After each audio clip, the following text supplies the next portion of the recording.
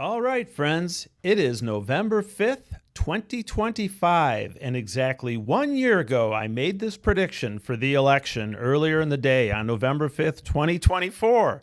Let's watch it again and enjoy and celebrate the ending. What's their biggest concern right now if you're the Harris team? Republicans do have an advantage in early vote numbers. When the early vote come in, it's going to look a little bit different than 2020, and that's scary. All right, everybody. So here's what I see. There's a few items to look at and to keep in mind. First is the early voting. And this comment on MSNBC where the guy called the Republican turnout so far in the early voting scary is very telling. Let's dive into this a little more. Lesson was just talking about the early vote. This is what happened in 2020. You had just shy of 159 Americans voting, okay? So far, right now, okay, no pandemic, no COVID, no nothing. You're at 77 million, so you're just about half of the total that we expect in the end. And among those, now there's a category of others. You know, sometimes they register as independents, et cetera.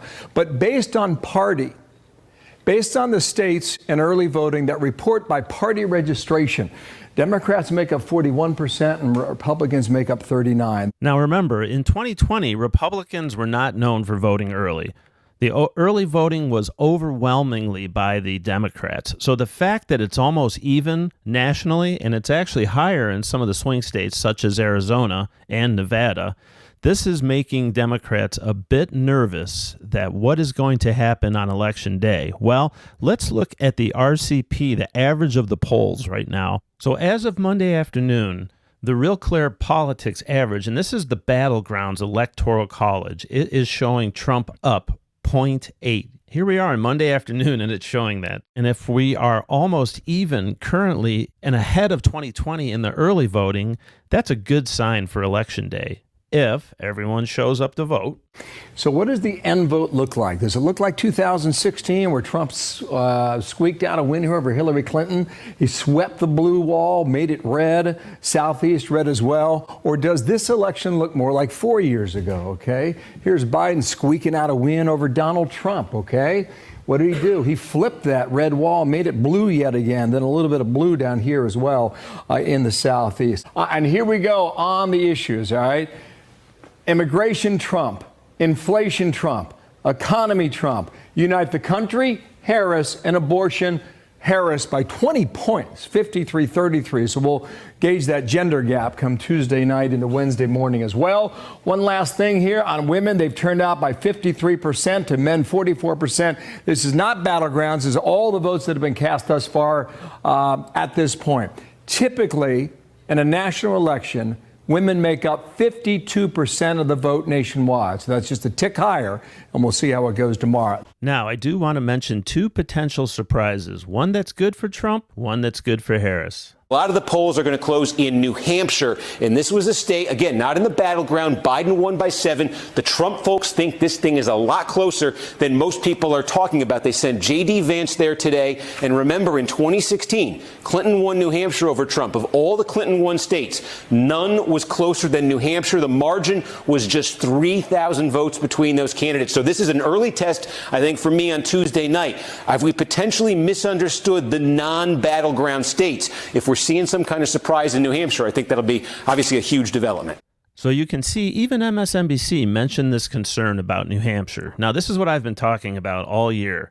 The independents are the ones that swing these elections. They swung for Trump in 2016. They swung for Biden in 2020. And we're sure hoping they'll swing back again towards Trump in 2024. And in New Hampshire, they are a huge force, so they could swing that easily. And you saw that it was extremely close when Clinton actually beat Trump in 2016 in New Hampshire. So things may have changed since then, and there may be a move in New Hampshire towards red. We'll find that out tomorrow. So the other surprise I mentioned is Iowa. There was a poll that came out this weekend that showed Harris up by 3 points in Iowa, which is just absolutely hard to believe. Trump won Iowa the last 2 elections, and there's been no indications that they're turning blue, let alone going up 3 for Harris. Now, the only thing that's really changed since the last big poll that this pollster did, and she's associated with the Des Moines Register, And she's highly noted and respected in the polling community and media. She has been very accurate, unfortunately. But there are thoughts about the new abortion law being in effect that may cause pro-choice people to come out and try to vote for Harris suddenly in droves.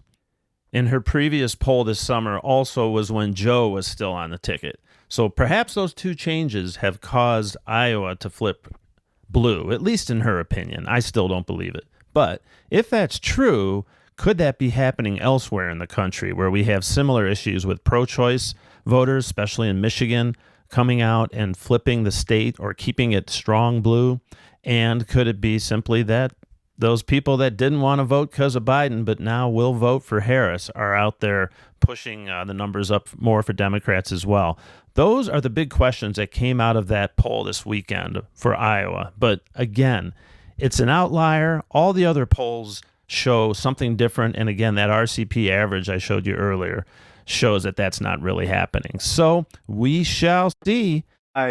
Polls have been so off in the past few cycles in capturing some of this infusion of Trump voter that they hadn't spoken with and hadn't been included in their sample. And so they've tried to find ways to weight their polls to account for that and cut that number down. You don't believe that is that's the way to go. Explain it. Well, I can control what I can control. I can weight to known population parameters. By the way, when you say So wait, we talk- I think a lot of people don't know what that means. What does that mean? It will sound very anti-democratic. It's some people get a little bit more than one vote, and some people get a little bit less than one vote. Showing Harris with a 3-point lead over Trump in Iowa. Some reports now questioning whether it could lead to a landslide for Harris. The New York Times Siena poll showing Harris narrowly ahead in the 4 states of Nevada, North Carolina, Wisconsin, and Georgia. Political consultant and pollster Frank Luntz. Frank, good morning. Thanks for coming on.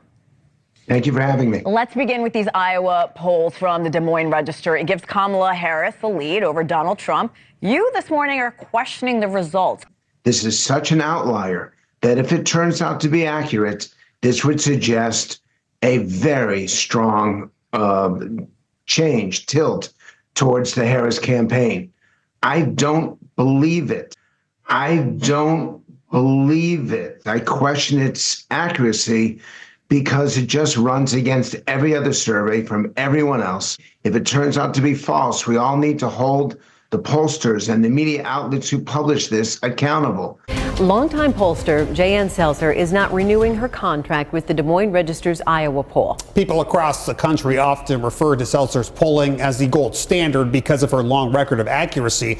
But her last poll pictured here of the presidential race was a major miss. It shows Kamala Harris ahead of Donald Trump in Iowa days before the election.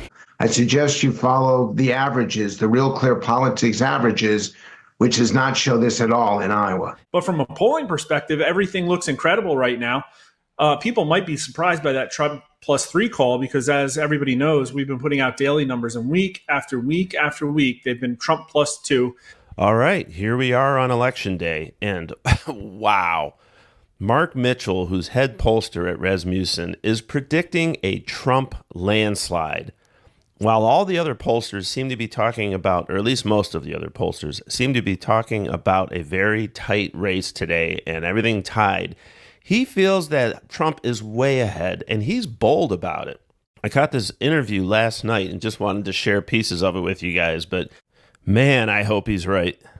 And I actually think we did a service to the polling industry because all those people that were putting out suppression polls, essentially, that had Harris up 5 points, Harris up 6 points, they've all round tripped all the way back to basically where we are. So basically what it comes down to, the national polling says that Trump is going to sweep the battleground states. And the state polling doesn't quite say that story, but that's because, in my opinion, the state polling is way too left. And as I think we'll see tomorrow, when we get early returns from Georgia and North Carolina, we're going to see again that in the states, the pollsters underestimated Trump's support and that Trump is going to outperform. And if we see a Trump +3, 4, or 5 in Georgia and North Carolina tomorrow, that puts like Virginia in flip territory. That puts Probably Trump a favorite in New Hampshire. We might not be talking about Pennsylvania at all. And all of the early voting stuff absolutely confirms this stuff, because the Republican numbers are basically where they were at in 2020. And the Democrats are like down massively. They're 700,000 votes short of where they were 4 years ago. And you could say, well, maybe Democrats are just going to show up big on election day, but my polling says no. Every single swing state, election day voters say they're going to vote for Trump between 8 and 12 points. So I think we're being set up for a major Trump overperformance tomorrow. But like worst case scenario, like the base cases I have is a 297 vote electoral college win. Everybody thought he was going to lose in 2016 and 2020, and he won one of them. So I think Trump's in a pretty good spot.